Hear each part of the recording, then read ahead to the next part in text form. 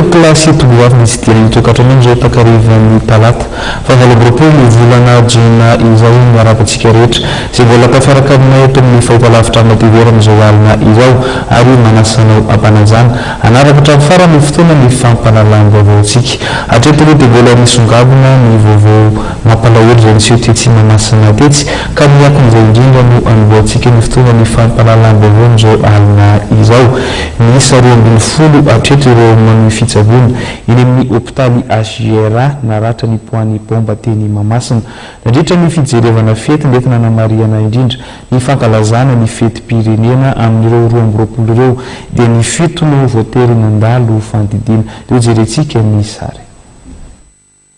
Olona fito hatreto ireo niatrika ny fandidiana tetsy amin'ny hôpitaly HGRA tamin'ireo naratra ny poany bomba teny Mahamasina ny alady lasa teo. Fandidiana izay natao vokatry ny fisian'ireo potika ny grenady tany anaty vatan'ireo naratra.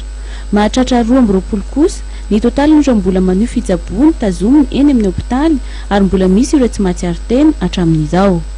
Nisy amin'ireo moa zany 10 ny voadidy hatramin'ny moaly dia androany mbola nisy anakiroa didina ny iray mbola anatiny mihitsy amin'izao fotoana tenenana zao ny anabavy no atao rariva zay zany dia ny ankoatran'izay moa zany ireo izay tsy hospitalisé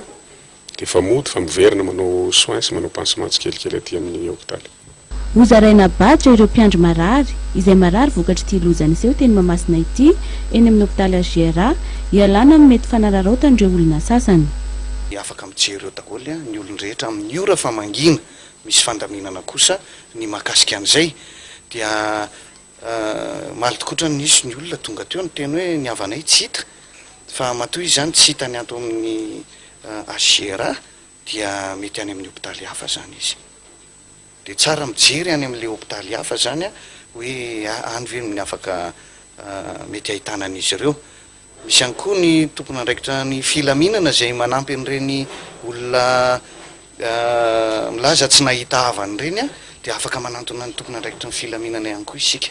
Manamafy ny tompon'andraikitra eo anivon'ny fahasalamam-bahoaka fa mandray tanana amin'ny fitsaboana ireo marary eny amin'ny hôpitaly ny poan'ny bomba ny fanjakany. Ho an'ireo havana tsy mahita ny havany kosa indray dia misy ny lisitra misy ny anaran'ireo marary teny Mahamasina ao amin'ny Erivonstaitra.